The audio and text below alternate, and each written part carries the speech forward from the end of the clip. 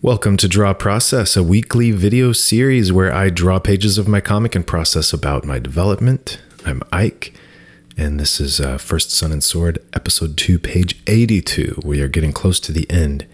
We just wrapped up a dramatic fight scene, very sequential, beat-by-beat panels, and now we're getting into a montage, a series of panels with captions that cascade through them.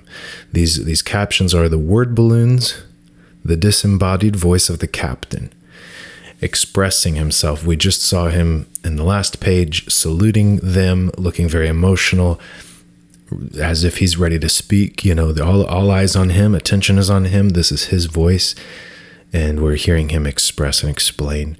Why is he going back on bringing them in as prisoners? He's decided to help them instead. This is an opportunity for some development for Farah. She's been her and Sun are the major characters in this episode, with some character development, some challenges, and some change for them. Mostly for Farah, the change that Sun went through is not as clear at this point. And maybe I will clarify that some in the coming few pages. So the captions, they are spread about. One's in the top left where your eye would start, and then it's towards the right, and you would read the first one and follow the art and see the boat they're on, go to the next one, and then follow down to the next panel, which starts to move your eye back in the direction of the next panel, which is on the left. I'm going to adjust the position of these captions some when I clean up the pencils. Remember, these are my roughs at this stage. And so I've got a scene here with the boat, the captain standing on the boat and seeing his rowers below deck there. It's a little bit of a contemplative scene as he looks on his work. And now we see a scene. Again, this is a collage, a sort of montage. We see him shaking hands with Sun and Farah tending to Sword, now on the captain's boat.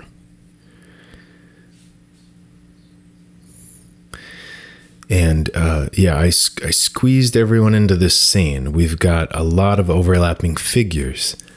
To have Farah there and Sword, and I'm not putting a lot of work into working out the perspective. Exactly where is he laying? How is he this high above the horizon here? You know, is he on a pillow or what? You know, it's not all worked out so well.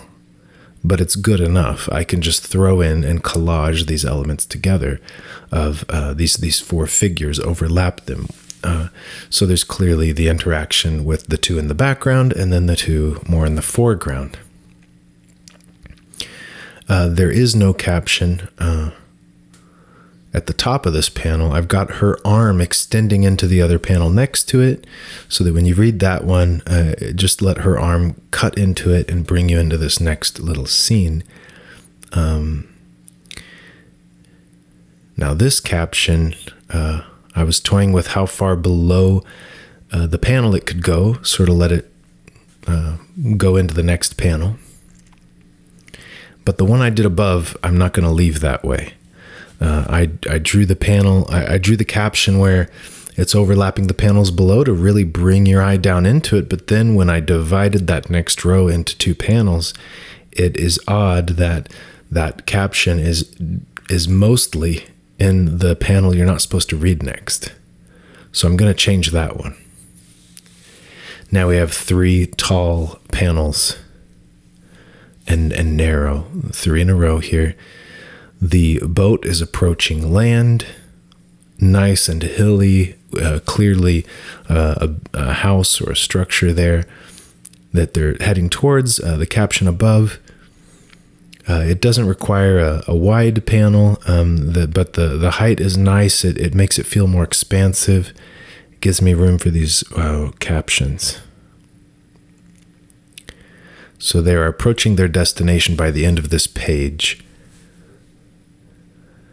And now the idea is working out Farah and the captain shaking hands.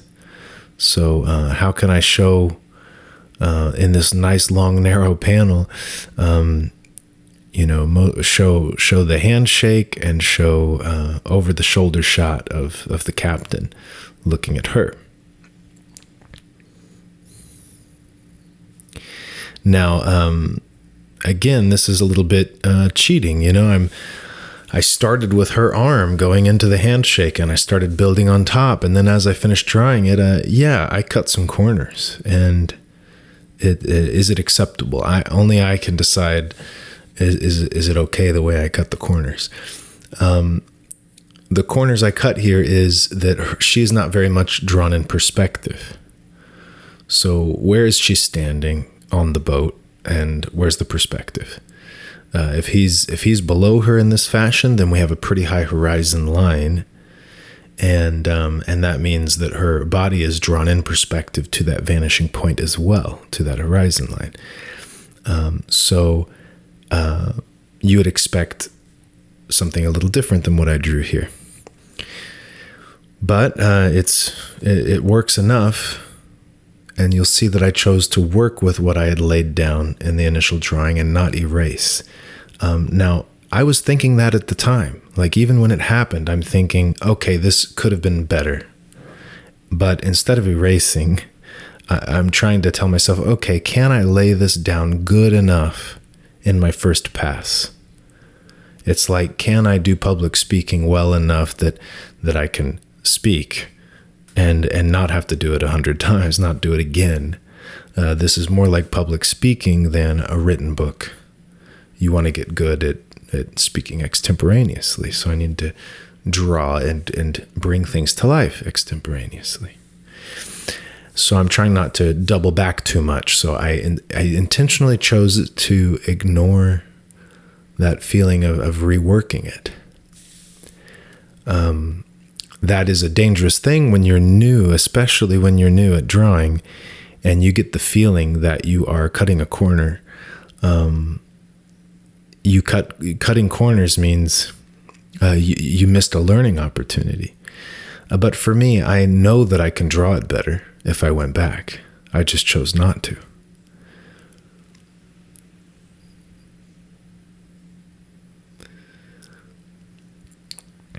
Okay, so you'll see how I get slightly more accurate, or I make a little more choices in these pencils. I'm using a heavier, darker pencil so it shows up better on top of what's there. And I'm adjusting the captions.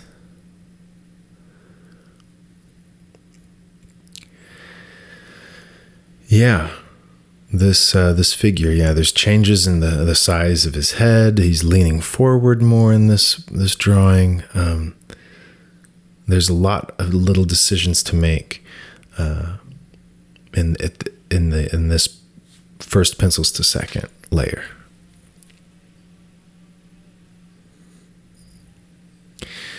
You'll see. I drew a line there. There's this cutout where you can see below deck, and then there's the semicircle, the kind of half circle shape of the kind of structure of the boat under there, and so I found that what would be the angle of that curve. Well, I drew a line down from the middle of that rectangular cutout, and that tells me the center of the half circle where it's cut into quarters. So that tells me kind of the shape of that curve to maintain as it moves away from the vanishing point and towards the foreground, towards him.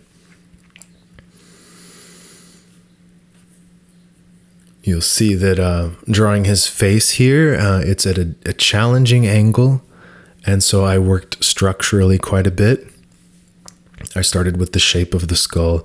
I'm laying out the brow and the cheekbone and things like that, the jaw, trying to get these in the right position in more detail than I'm going to do in the end. My drawing style doesn't need to have,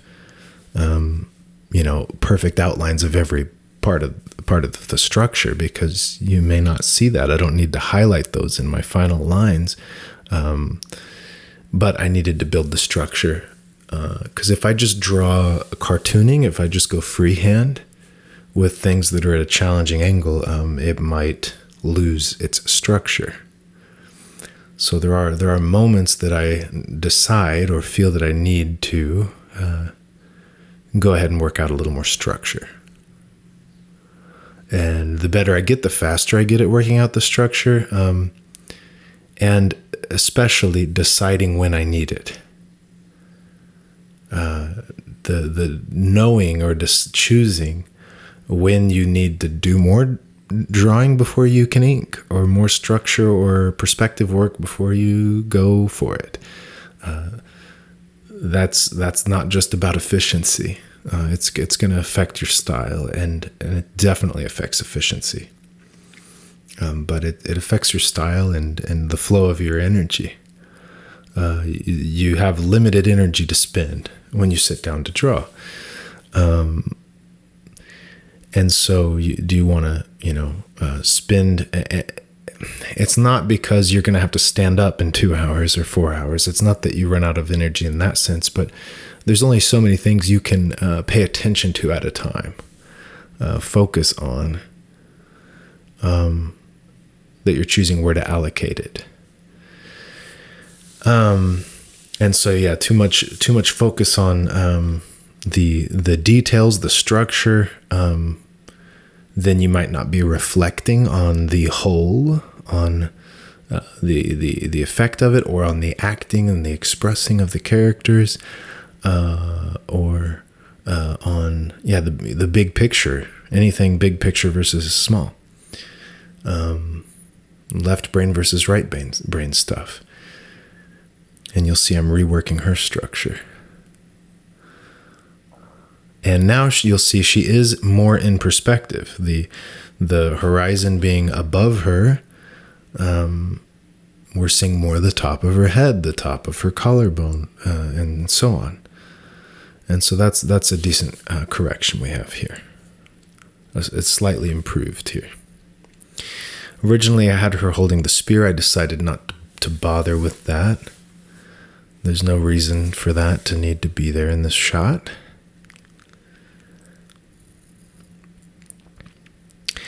And I think in this first version, her head is maybe a little big. That's always, something that's interesting. I find a lot of artists tend to make our heads larger. It allows you to fit more expression on the heads, and because we're focusing on them, trying to get the detail into them, we might have a tendency to focus on them and not the body they're attached to. We just end up making them larger with such a focus on them. And it can look like child proportions. Comics where the heads are, the body is 5 heads tall or 4 heads tall. That's okay if that's what you're going for. But I've found myself moving towards a more, it's maybe more beautiful in a classic sense of 7 heads tall, moving more that direction. And so sometimes I notice I'm drawing the heads larger than I would like, and I try to bring them down.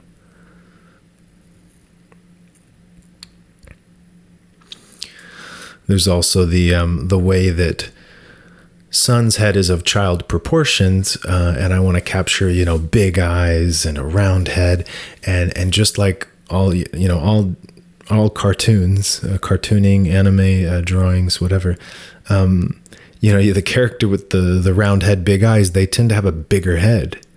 Like his skull is not supposed to be twice the size of everyone else's skull, like just because he's small. So these little errors that we naturally make.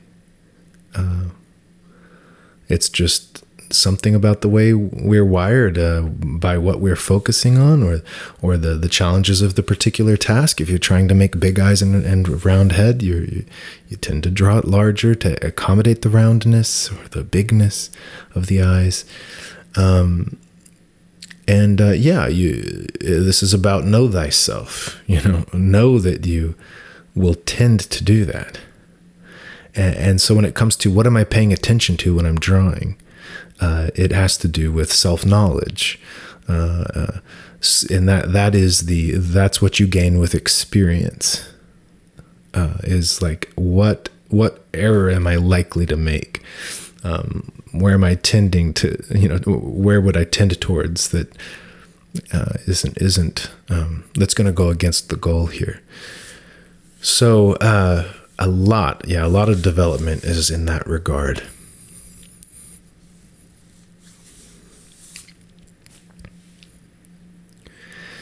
I noticed when I was inking this, I was thinking about the way I'm doing these quite a few small lines in the sky instead of, like the skyline on the left, this hill.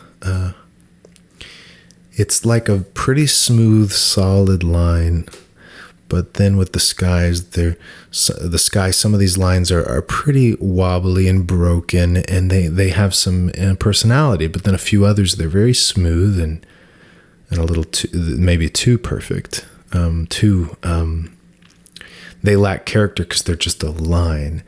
And there's some balance there I'm trying to find that I like. I'm not trying to have all my lines have too much character in them. It's okay to just have a smooth line, a smooth outline of something.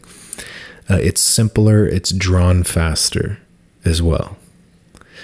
And it reads faster in a lot of cases.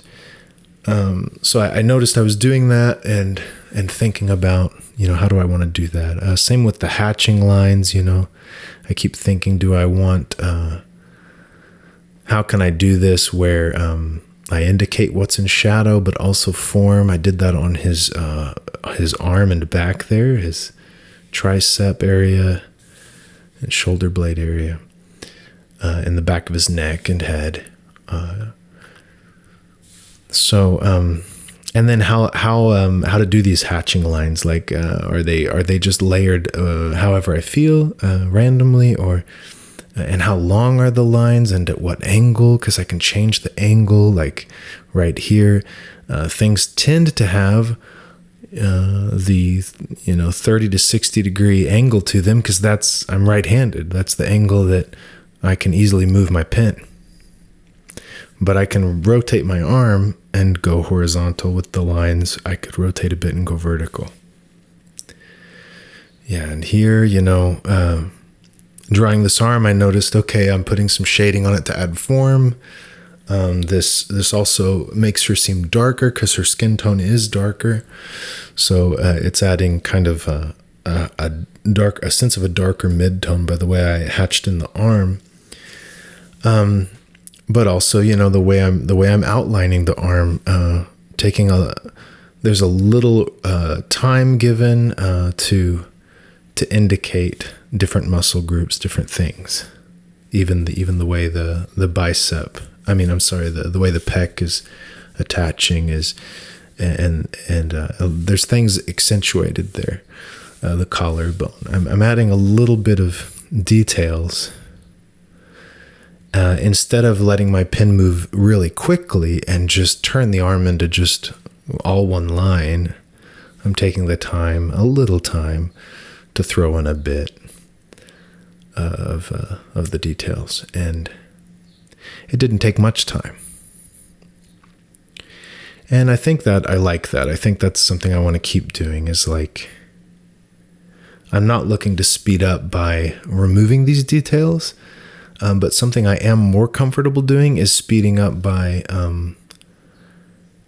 jumping to inks faster, ending up with maybe some more mistakes, but more confidence in the line, and definitely faster. But I would probably also sacrifice proportions. Like it wouldn't matter so much if there's something off about the foreshortening and the perspective. I could sacrifice some of that, as long as some of the details of the form, the arm, for example, are there. The arm isn't simplified to speed up, but the proportions might get off. I think, and it, so it would look kind of like a looser cartoon and not so firm. But there would be character and information in the line work still. We'll see. But this page, it went pretty quickly, faster than other pages. There was less figures and less backgrounds to work out, so that definitely helps it speed up. But I've been thinking how I'm just really feeling like letting go and drawing from a place of joy and enjoyment. How can I just enjoy it? And drawing from that place, it's gonna have a playfulness. That's again why the proportions may be off, but the communication of form and structure may it may still be there, because that has to do with clarity of communication, what you're saying. How's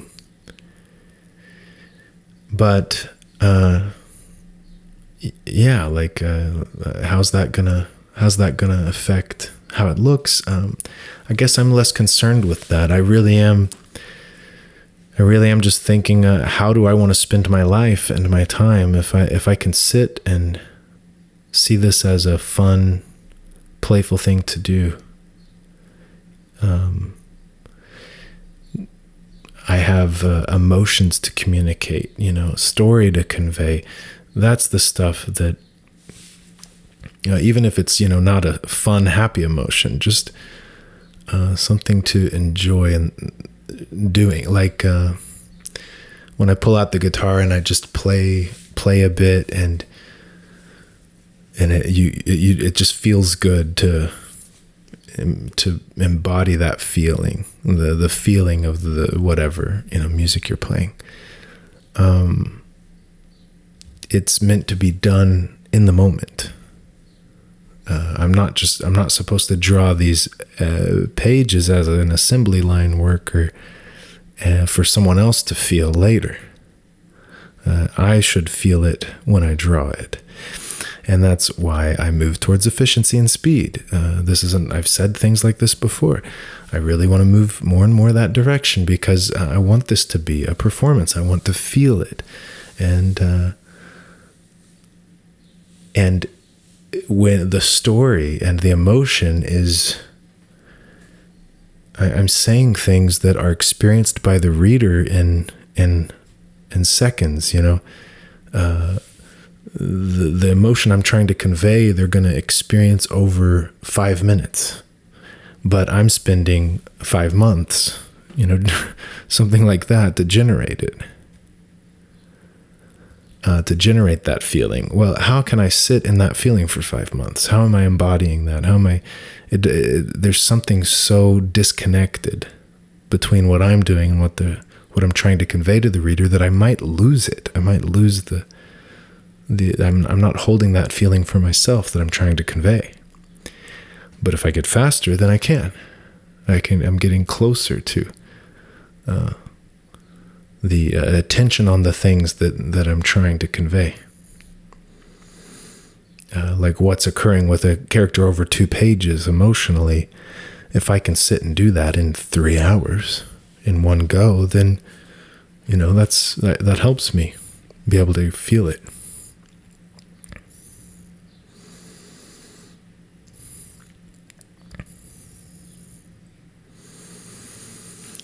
And you'll see in the inks, I still made a few changes to what was there in the pencils. I knew they weren't perfect yet, and I was hoping that I would get lucky, that my choices at this third stage, this third layer, would look good, that they'd be better than the last 2, and I think they were. And across the board on this page, the final choice, I feel, was a better result than the first 2.